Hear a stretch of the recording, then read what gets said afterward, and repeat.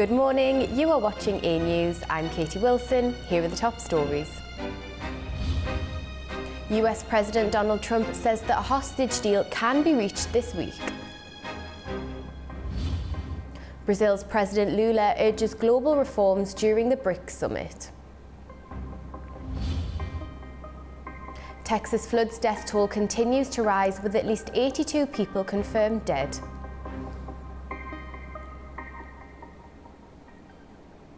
President Trump says there is a likelihood of a Gaza ceasefire and a hostage release deal between Israel and Hamas by the end of this week. This comes as the president is set to host Israeli Prime Minister Benjamin Netanyahu at the White House later today. US President Donald Trump has signaled the possibility of a Gaza ceasefire and a hostage release deal between Israel and Hamas. The statement comes ahead of his meeting today with Israeli Prime Minister Benjamin Netanyahu at the White House. Trump did not specify how many hostages could be released, but said the deal could materialize within the week. I think we're close to a deal on Gaza. We could have it this week. I think there's a good chance we have a deal with Hamas during the week, during the coming week, pertaining to quite a few of the hostages. You know, we've gotten a lot of the hostages out, but pertaining to the remaining hostages, quite a few of them will be coming out. We think we'll have that done this week. Meanwhile, Netanyahu expressed optimism about the talks with Trump. He described the meeting as an opportunity to bring change to the Middle East and reaffirmed his commitment to securing the return of all hostages. This is an opportunity to expand the circle of peace far beyond what we could have imagined before. We have already transformed the face of the Middle East beyond recognition, and we have the opportunity and ability to change it even more and bring a great future to the state of Israel, the people of Israel, and the entire Middle East. We are working to achieve the deal that has been discussed, under the conditions we have agreed to. I have sent a team to negotiate with clear instructions. I believe that the conversation with President Trump can definitely help advance this outcome, which we all hope for. Thank you. This marks Netanyahu's third visit to the White House since Trump returned to office nearly 6 months ago. Their talks are also expected to address Iran, with both leaders maintaining opposition to the country acquiring nuclear weapons. Analysts say the visit underscores Netanyahu's strong ties with Trump. For Bibi Netanyahu, he's coming to Washington, I think, in a sense, as part of a victory lap following this war in Iran, and looking to continue to deepen his political bona fides and credibility by demonstrating his popularity, or at least his, let's say it this way, by demonstrating his strong standing with President Trump, which is a critical factor in Israeli politics. During the visit, Netanyahu is also scheduled to meet other top officials, including Secretary of State Marco Rubio, Defense Secretary Pete Hegseth, and Trump's Middle East envoy, Steve Witkoff. Over in Ukraine, President Volodymyr Zelenskyy has described his recent call with Donald Trump as the most constructive yet. In his nightly address, Zelenskyy said the conversation focused on air defense and broader support, expressing gratitude for Trump's openness to assist. He also noted that more key issues were discussed, with follow-ups expected soon. Meanwhile, Trump confirmed the positive tone of the call and reiterated criticism of Russia's stance on a ceasefire. He acknowledged Ukraine's need for defense systems like the Patriot missiles, saying the country is being hit hard. По розмові з президентом Сполучених Штатів Америки. Regarding the conversation with the President of the United States, which took place the day before, it was probably the best conversation we've had during this whole time, most productive. We discussed air defense issues, and I'm grateful for the willingness to help. The Patriot system is precisely the key to protection against ballistic threats. We also discussed several other important matters, which our teams will be working through in more detail in upcoming meetings.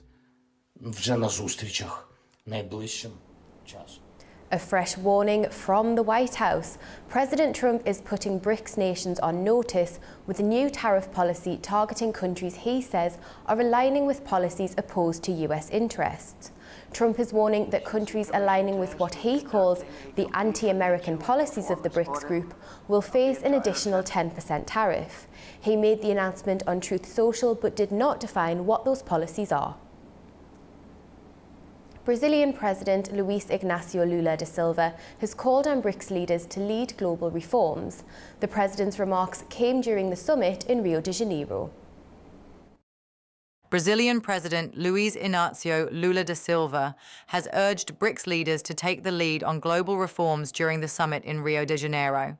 Speaking at a session titled Strengthening Multilateralism, Economic Financial Affairs and Artificial Intelligence, Lula said, "The international landscape has worsened, undermining the decisions made during last year's G20 summit." He called on BRICS leaders to build on their past contributions and push for structural change. It is the same location that hosted the G20 summit last year. Much of the success achieved was due to the constructive participation of the BRICS. To reflect our economic weight, the BRICS members' voting power at the IMF should amount to at least 25%, not the 18% we currently hold. Where the post-war arrangements continue to fall short, the new development bank offers a lesson in governance. The expansion of BRICS has created new opportunities for diplomatic coordination.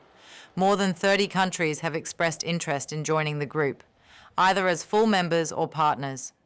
The bloc, originally formed in 2009 with Brazil, Russia, India, and China, later welcomed South Africa.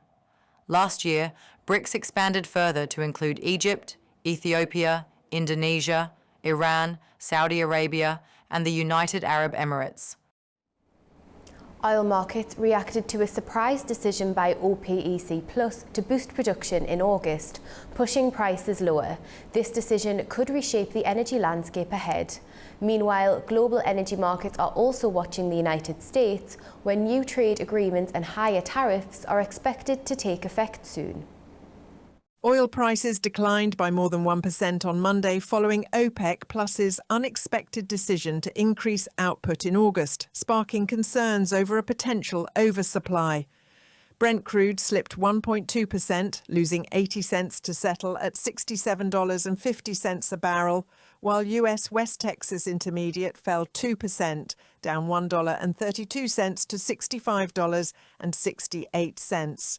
The 548,000 barrel per day production hike exceeds previous monthly increases, highlighting intensive competition among oil producers. OPEC Plus pointed to steady global economic conditions and low inventories as justification for the move. In a show of confidence, Saudi Arabia raised prices for its Arab light crude in Asia. Analysts anticipate a further rise in output when OPEC Plus meets again in September. Meanwhile, President Donald Trump says the US is close to finalizing several trade pacts on several trade agreements soon, ahead of the 9th of July deadline to introduce higher tariffs, which he says will now take effect from the 1st of August. The US dollar is trading near multi-year lows as markets brace for a wave of new American tariffs. President Trump's deadline for trade partners is just days away. The US dollar hovered close to its weakest levels since 2021 against the euro and touched lows not seen since 2015 versus the Swiss franc. The dollar has slipped 0.1% to 0.7939 Swiss franc early on Monday, edging back towards the July 1st low of 0.7869 franc.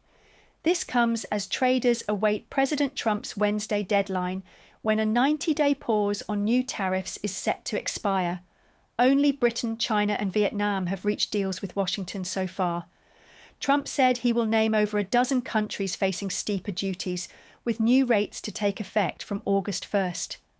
Treasury Secretary Scott Bessent signalled major announcements are expected in the coming days. While markets anticipate some turbulence, analysts believe the reaction may be less intense than before, as markets appear to be pricing in continued tariff deadline extensions. Still, investors are watching closely for any last-minute shifts or extensions. Elon Musk, one of the world's richest people, former ally and top advisor of President Trump, says he's launching a new political party called the America Party. The move follows his public feud with the US president over Trump's tax and spending bill. Billionaire entrepreneur Elon Musk has launched a new political party, the America Party. The announcement came just a day after the US President Donald Trump signed a major tax and spending bill into law, a move Musk has strongly opposed. But I'm very disappointed because Elon knew the inner workings of this bill better than almost anybody sitting here, better than you people. He knew everything about it. Musk's party announcement followed a poll he ran on X, where 65.4% of more than 1.1 million respondents said they supported the creation of a new political party. Musk said the result reflected growing public demand for change. Known for leading global giants like Tesla and SpaceX, Musk has played an influential role in both business and policy. He previously headed the government's efficiency department and was a key donor in the last election cycle. The formation of his new party marks a significant moment for one of the world's most high-profile figures stepping further into the political arena. While the party's next steps remain unclear, Musk has hinted at supporting select congressional races in the 2026 midterms. Catastrophic flash floods have claimed at least 82 lives in central Texas, including 28 children, after torrential rains triggered a rapid rise in river levels. As rescue crews continue searching for the missing, devastated communities are left grappling with one of the deadliest flood events in recent memory. Central Texas is reeling after devastating flash floods swept through the region over the weekend, killing at least 82 people, including 28 children. Torrential rains triggered a sudden rise of up to 800 centimeters along the Guadalupe River, causing widespread destruction in Kerr County and surrounding areas. The worst-hit area, Kerr County, reported 68 deaths, while others were confirmed across Travis, Burnett, Kendall, Williamson, and Tom Green counties. Search and rescue operations are ongoing, with several children still missing from Camp Mystic, a girls' summer camp that was directly in the path of the floods. Camp Mystic's owner died during rescue efforts, and 4 campers have been confirmed dead. Emergency crews, both air and ground, have been working continuously to locate survivors and recover bodies amid difficult conditions. We were focused where we found the husband, Mr. Jose Olvera, thinking because they were holding hands when they got washed away. And we focused there and trying to get as closest to the body as we could, but we just started kind of going that way. The father was found yesterday. The team found 2 kids too, downstream, and so we're just scouting the area, both sides of the riverbed. Found an article of clothing from the mother, and we were tracking and tracing opposite sides of the riverbed. Officials are now reviewing the region's emergency alert systems after concerns were raised about how warnings were issued. Although the National Weather Service had flagged the flooding risk early Friday, it remains unclear how widely those alerts were received. Rain continues to fall in the already flooded region, prompting further flood warnings as rivers and creeks begin to rise again. A major disaster declaration has been signed for Kerr County, allowing for the release of federal aid and resources to support ongoing rescue and recovery operations.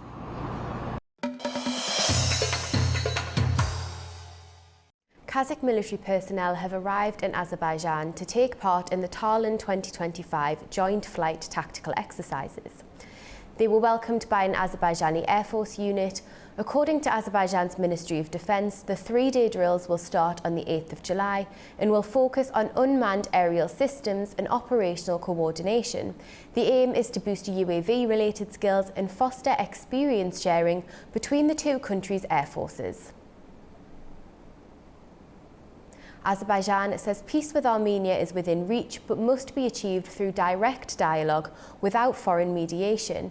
In an interview with Mundo International, Presidential Representative Elchin Amiabayov stressed that both sides have already agreed on a final draft of the treaty based on 5 core principles. However, a constitutional clause in Armenia claiming Karabakh remains a key legal hurdle. Amiabayov emphasised the need for bold decisions and called for the dismantling of outdated formats like the OSCE Minsk Group, stating the peace process should now be fully led by Baku and Yerevan. To to Central Asia now. A new wind power plant is set to be built in Uzbekistan's Birchmula. The $28 million project will generate nearly 130 million kilowatt hours of electricity each year. Spanning 10 hectares, the 20-megawatt station marks another step in Uzbekistan's shift to renewables as the country joins regional partners to export green energy to Europe.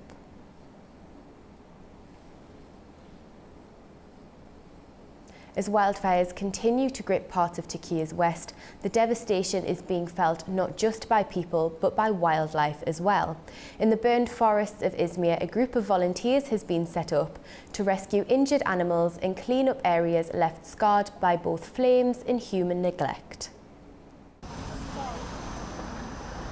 In Turkey's Izmir, a group of volunteers is working to treat animals that survived forest fires and to relocate them to new habitats.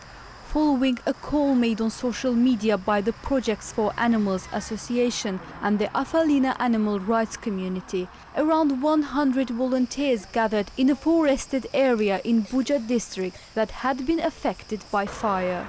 The injured animals received treatment from a veterinarian in the group, while the healthy ones were placed in temporary cages and taken under protection to be transferred to suitable habitats. We met today and carried out great work together. We rescued 4 or 5 animals. Our work isn't done yet, so we may find more. We saved 2 slow worms, 2 turtles, and 1 snake.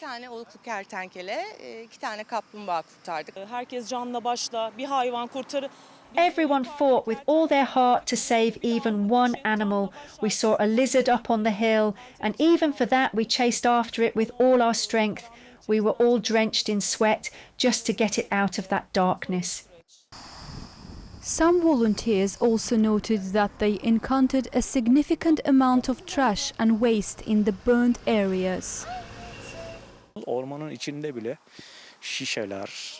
Even deep in the forest there are bottles. The forest is already reduced to ashes. It's such a painful sight. Everything burned, even the soil itself scorched. What I can't comprehend is, what is all this garbage doing here? Why do we treat nature so badly? Yes, a natural disaster might happen, but it feels as though we humans are also laying the groundwork for it with our own hand. A wildfire in Turkey's Izmir province spread to residential areas, killing 2 people. Firefighting efforts continued with aircraft over mountainous terrain. Around 200 homes were damaged, with victims relocated. Interior Minister Ali Yerlikaya said 50,000 people were temporarily evacuated earlier in the week due to extreme heat, dry conditions and strong winds. We're done for now, but don't go far. Stay tuned for more and have a wonderful morning.